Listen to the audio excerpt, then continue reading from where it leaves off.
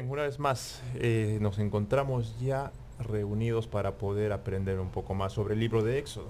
Y esta semana tenemos el pacto y el modelo. El día de hoy vamos a poder analizar y conversar algunas cosas que aparte de que la lección lo pueda mencionar, nosotros vamos a escarbar un poquito más. Nosotros vamos a analizar algunos puntos que podrían ser algo controversiales, pero lo importante está obviamente basarlo todo en la palabra de Dios. Así que el día de hoy vamos a poder conversar sobre el pacto y el modelo, así que sean todos bienvenidos a Conversando con Dios.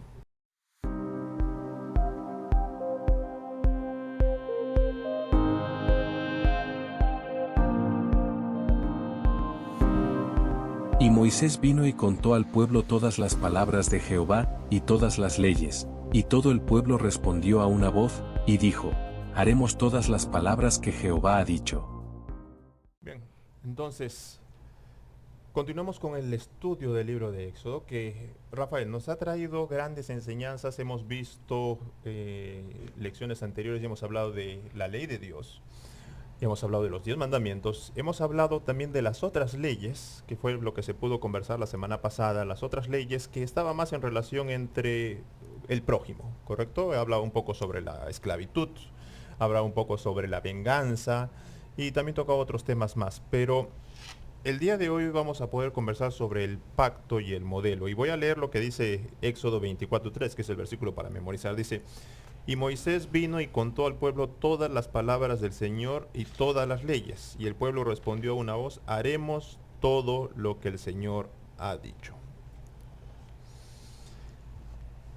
Vamos a ir conversando esto, pero ¿el pueblo cumplió esa promesa?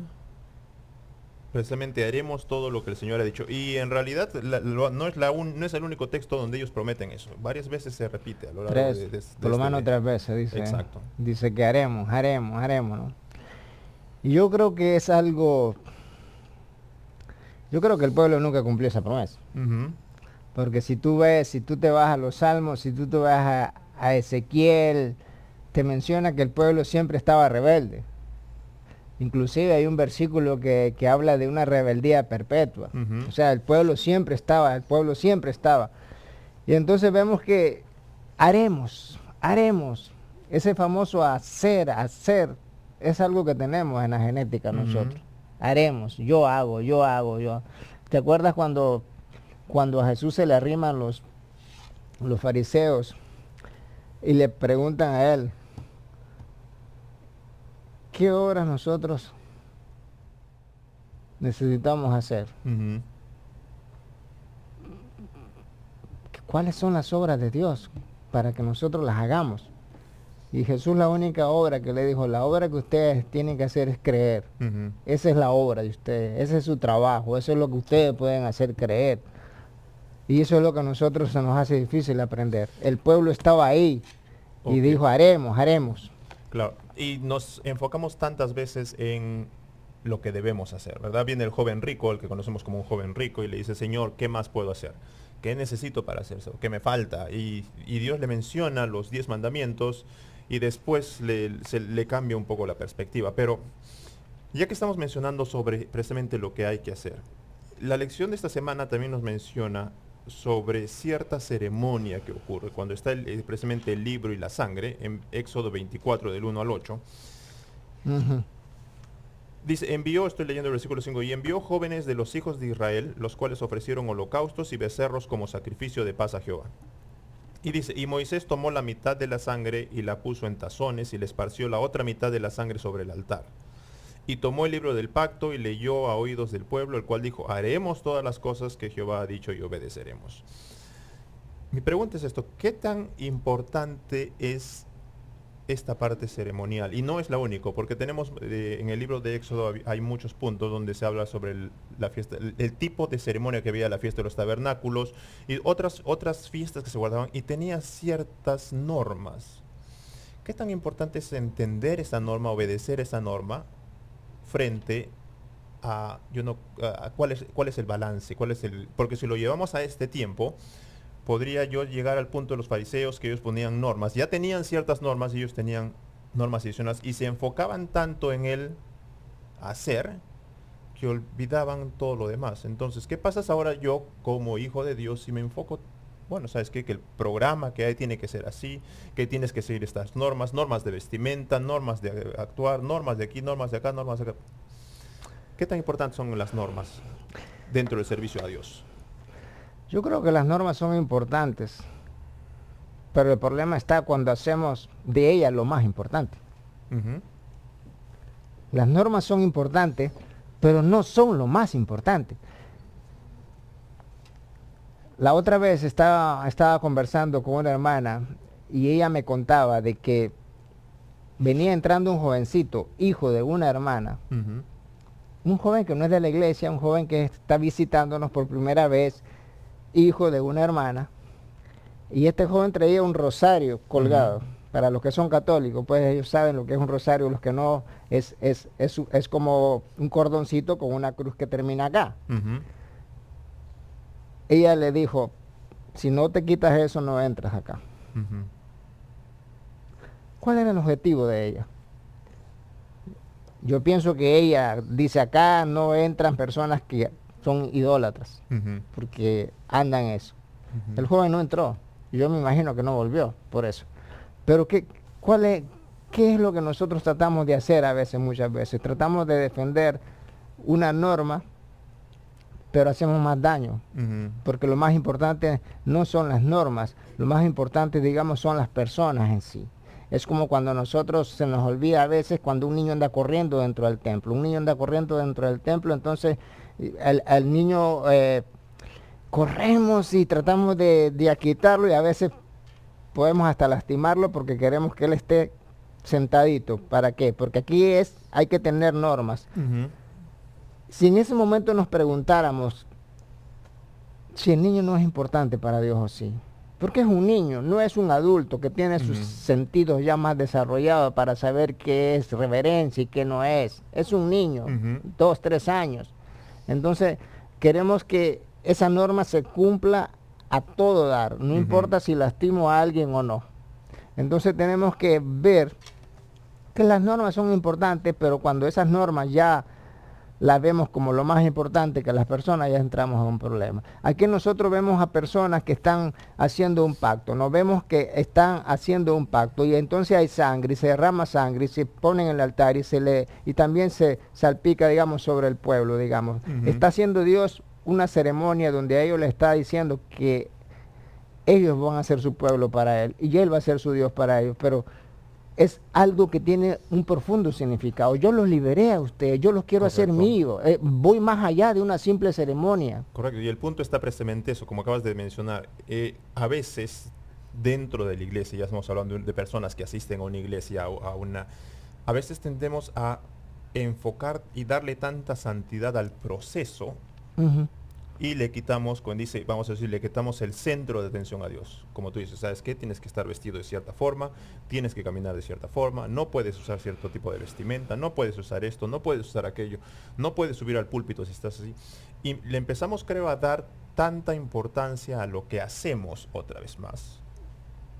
Y lo que no hacemos y que estamos de foco, que estamos viniendo a alabar a Dios. Obviamente, hay que encontrar un balance. Claro, exacto. ¿Por qué? Porque como tú dices, la persona que vino por primera vez y no conoce ciertas de las, vamos a decir, ciertas de las prácticas que se tienen, no vas a ir y No, tratarlo, como dice, de decapitar. no se la vas a aplicar a él, porque Exacto, él, entonces, yo creo que es dentro de nuestra iglesia, y no me refiero solo aquí, sino en general, creo que tendemos a exagerar un poco en cuanto a la norma que debe seguir.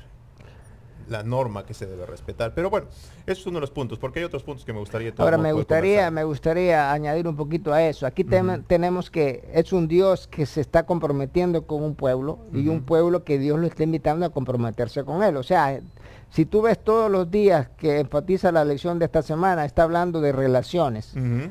Y el domingo nos enfatiza eso, que es un Dios de relaciones. Ujú.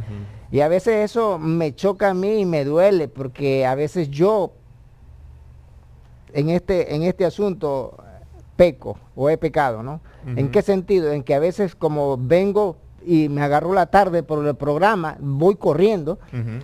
y a veces hay un hermano que me quiere saludar y no le hago mucho Ujú.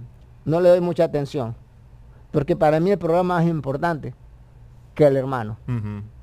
¿Me estás entendiendo? Correcto. Entonces, al hermano lo dejo como algo menos importante, cuando lo más importante es él, la persona es más importante que yo corra, porque ya me agarró la tarde en el programa. Las relaciones, Ujú. pero como para hacer relaciones se necesita tiempo, y Ujú. tiempo es lo que no tenemos, a veces no la desarrollamos, ni con nuestros hermanos ni con Dios. Exacto. Ahora, la lección también menciona esto y habla ya sobre Dios les pide que construyan un lugar, un santuario donde Él iba a habitar. Ahora, el libro de Hechos en varias partes y el libro de Reyes también, Primera de Reyes menciona todo esto. Dice, el Dios que hizo el mundo y todo lo que hay en él, que es Señor del cielo y de la tierra, no habita en templos hechos por manos humanas. Ahora dice, ¿habitará ciertamente Dios en la tierra? Si los cielos de los cielos no te pueden contener, cuánto menos esta casa que yo edifiqué. ¿Por qué Dios pide un lugar? Porque es que Dios pide, ok, me hagas un santuario y hagamos la aclaración en cuanto a lo que ocurrió con el pueblo de Israel. Recordemos que el pueblo de Israel ya tenía la presencia de Dios en todo momento porque tenía una Ujú. columna de fuego que era la presencia de Claro. Dios y la nube. Y se manifestaba de tantas formas al alimentarlos y todo lo que ya había ocurrido. Entonces, ¿por qué Dios tendría que pedir ahora un lugar específico si ya estaba ahí? Ya estaba con una columna de fuego, su presencia estaba ahí. ¿Por qué es que Dios pide? Y la misma Biblia dice, lo que acabo de leer, de que, bueno, no vas a poder poner a Dios pues, en un templo. Y l- ¿Qué está pidiendo aquí Dios? si tú mencionaste, hay varios versículos que hablan de eso, Ujú. que ni los mismos cielos lo pueden contener. Hablábamos un poquito de eso antes de entrar a las cámaras, de que eso me anona, anonanada, Ujú.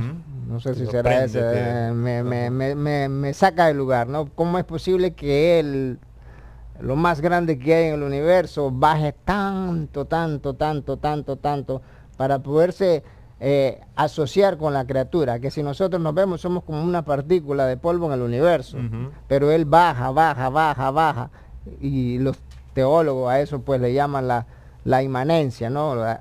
A relacionarse con su criatura, y entonces vemos ahí a un Dios que a pesar de que no hay lugar que lo pueda contener, él se adapta, él se ajusta a su criatura, Ujú. y no solamente quiere estar en la nube, no solamente quiere estar en la columna de fuego, quiere ir más cerca, quiere ir más Ujú. cerca. Es un Dios que se quiere relacionar más cerca, más cerca, más cerca, Ujú. más cerca, y ahora dice, no, yo no quiero estar solamente sobre una nube, yo quiero estar en medio de ustedes.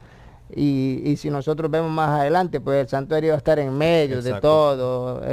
Exactamente. Y no solo eso, porque todos los todas las partes del santuario, sea desde la puerta de entrada, que era una sola puerta, la posición del santuario que debía construirse constantemente, todos los utensilios del santuario, el lavacro, el altar de sacrificios, adentro el pan de la preposición, todos ellos eran un reflejo y todos apuntaban a Cristo.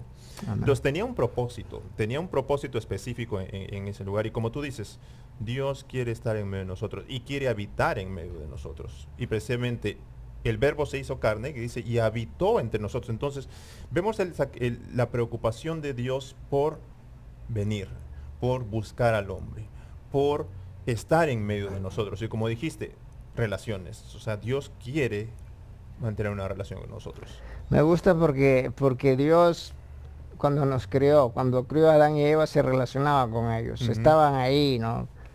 Y el pecado, el diablo entra y hace una separación. Pero Dios vuelve y quiere otra vez Ujú. volver a tener esa relación con sus hijos. Y entonces vemos acá que Él los libera, y aparte de liberarlos, va con ellos en el desierto, va en una nube, va en una columna de fuego. Ahora vamos con un santuario, y después tú mencionas de que el verbo se hizo carne y Ujú. habitó. Y después dice, no, es necesario que yo me vaya y que venga el Consolador, porque ese ya va a estar dentro Ujú. de ustedes. O sea, Dios va más, siempre más, más, más, más, más, más. Y el objetivo del enemigo era separarnos más, más, más. Pero Dios dice, no, yo voy a estar más cerca, más cerca, más cerca, más cerca. Y ese es, digamos, el plan de la salvación, ¿no? Y Pero ahora, sí, me gusta ver cómo Él Él se acerca a sus criaturas y cómo Él va acercándose más y más y más y más hasta que un día pues podamos estar con Él cara a cara, ¿no? Correcto. Y ahora, hay algo que, y te estaba comentando esto antes de empezar con el programa. Dios pide al pueblo para poder construir pues, este santuario. Dios les pide, tráeme oro, Ujú. tráeme plata, tráeme piedras preciosas, y era muy específico, inclusive después cómo es que da ciertas normas, ciertas medidas, cómo debía ser toda la indumentaria del sumo sacerdote y de los sacerdotes. ¿Por qué pedir Dios al pueblo que le traiga eso si Dios no necesita ni oro, ni plata, ni piedras preciosas? Dios no necesita de eso. ¿Por qué? ¿Por qué es que Dios les pide a ellos esto al pueblo? ¿Le hacen un favor a Dios al traer esto? ¿Le están satisfaciendo algún capricho de Dios al hacer esto? Yo creo que Dios no necesita nada. Ujú. Lo único que yo puedo ver que Dios necesita, si se le puede llamar necesidad a eso, es relacionarse con nosotros, porque Él Ujú. es el que nos creó, ¿no? Como un padre, pero Dios pide para beneficiarnos a nosotros. Ujú. Dios le dice a ellos, traigan todo para que podamos hacer una casa donde yo me pueda manifestar, y a través de cada una de esas situaciones, a través de cada una de las cosas que se van a hacer del oro, a través de cada una de las cosas que se van a hacer de las piedras, yo pueda darles un mensaje a ustedes. Ujú. O sea, Dios lo va a usar como una manera de enseñarnos, como un instrumento de enseñanza, como algo para que sus mentes que vienen tan distorsionadas de tantos años de esclavitud puedan Ujú. entender un poco mejor qué es lo que yo quiero con ustedes. Claro. Y sería ahora tal vez la forma en la que muchas personas cuestionan el por qué tengo que dar yo ofrenda, por qué tendría yo que darle diezmo a Dios si Dios no necesita, y podemos decir, ok, mía es la plata, mío es el oro, Ujú. Dios no necesita, entonces tampoco es que necesite mi dinero, y está inclusive con otras denominaciones está este punto de vista donde no, que el dinero puede ser para enriquecer a los pastores o a los dirigentes. Y está esta lucha constante entre si doy dinero o no doy dinero a la causa de Dios. ¿En qué me beneficia dar dinero a la causa de Dios? Uno puede decir, yo no gano nada dando dinero a Dios. Yo no tengo por qué dar mi diezmo, yo no tengo por qué dar ofrenda. Dios no lo necesita al final de cuentas, y esto es solo para enriquecer a los líderes o cosas así. ¿Qué le respondemos a alguien? Así que es el mismo principio que te acabo de preguntar del pueblo de Israel. Hace años, te voy a contestar con una historia, hace años Ujú. un pastor llegó a evangelizar a una familia en los países comunistas y llegaron al punto de